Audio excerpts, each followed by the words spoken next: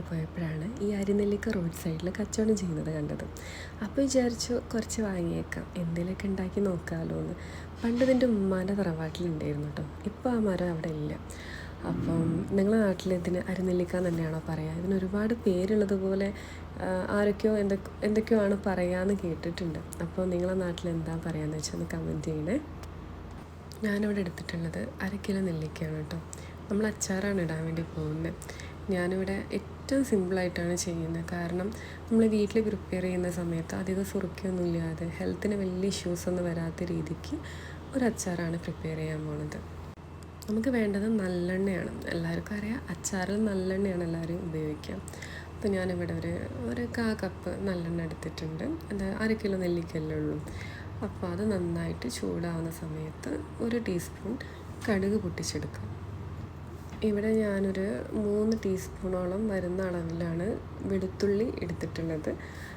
ഇത് ചൂടായിട്ട് വരുന്ന സമയത്ത് വെളുത്തുള്ളി അതിലിട്ട് കൊടുക്കുക. അപ്പോൾ ആ സമയത്ത് നമ്മൾ ഫ്ലെയിം ഒന്ന് സിം ചെയ്ത് കൊടുക്കുക. കാരണം ഇത് ഒരുപാട് കരിഞ്ഞു മുരിഞ്ഞൊന്നും പോകാൻ പാടില്ല. ഒരു ഗോൾഡൻ ബ്രൗണിഷ് കളർ ആവുന്ന സമയത്ത് നമ്മൾ അടുത്തൊരു ഇൻഗ്രീഡിയൻ്റ് ഇടേണ്ടതാണ്. ഇതൊരു ഗോൾഡൻ കളറായി കഴിഞ്ഞാൽ അതിലേക്ക് കുറച്ച് കറിവേപ്പില ഇട്ട് കൊടുക്കാം.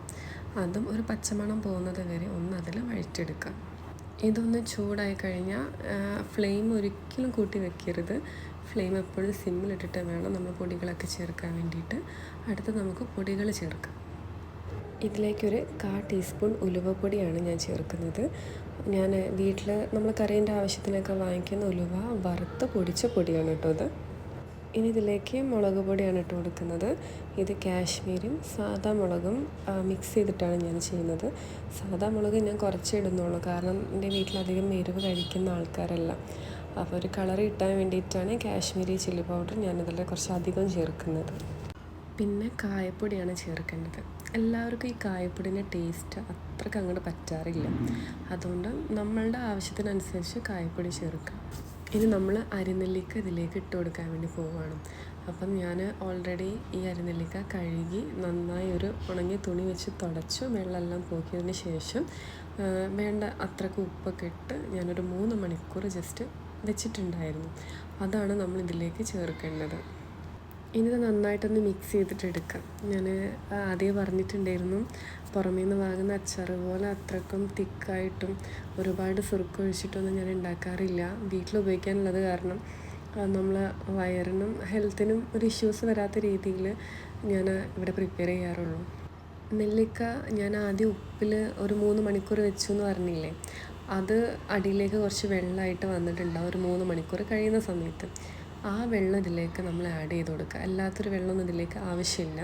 പിന്നെ കുറച്ച് സുറുക്ക, കുറച്ച് പറഞ്ഞാൽ ഒരു ടേസ്റ്റിന് വേണ്ടിയിട്ട് മാത്രം. എത്രയും നമുക്കിതിലേക്ക് വേണ്ടുള്ളൂ. നമ്മൾ ഫ്ലെയിം ഓഫ് ചെയ്യുക. നന്നായിട്ട് ഇത് ചൂടാറിയതിന് ശേഷം മാത്രം നമ്മളൊരു പാത്രത്തിലേക്ക് മാറ്റി കൊടുക്കുക. മാറ്റി വെക്കുന്ന ഭരണിയോ ഇനിയിപ്പം വേറെ ഏതെങ്കിലും ബോട്ടിലൊക്കെ ആയാലും ഒട്ടും വെള്ളമില്ലാതെ നന്നായിട്ട് ഉണങ്ങിയിട്ടുള്ളൊരു ബോട്ടിലേക്ക് വേണം മാറ്റാൻ. അതാകുമ്പോൾ നമ്മൾ ഫ്രിഡ്ജിലൊന്നും വെക്കേണ്ട ആവശ്യമില്ല. എത്ര വേണമെങ്കിലും പുറത്ത് വെച്ചാലും നമ്മൾ അച്ചാർ ചീത്താവില്ല. അപ്പോൾ ഇത് അങ്ങനെ മാറ്റി വെച്ച് കഴിഞ്ഞ് ഒരു 5 ദിവസമൊക്കെ കഴിഞ്ഞ് എടുക്കുന്ന സമയത്തായിരിക്കും ഇത് സെറ്റായിട്ട് കിട്ടുക. ഇപ്പം നമ്മളെ അരിനെല്ലിക്ക അച്ചാർ ഇവിടെ സെറ്റായിട്ടുണ്ട്. ഇനി ഇതുപോലെ എന്തെങ്കിലുമൊക്കെ ഒരു പരീക്ഷണമൊക്കെ ആയിട്ട് ഇനി നെക്സ്റ്റ് വീഡിയോയിൽ കാണാം. Stay tune.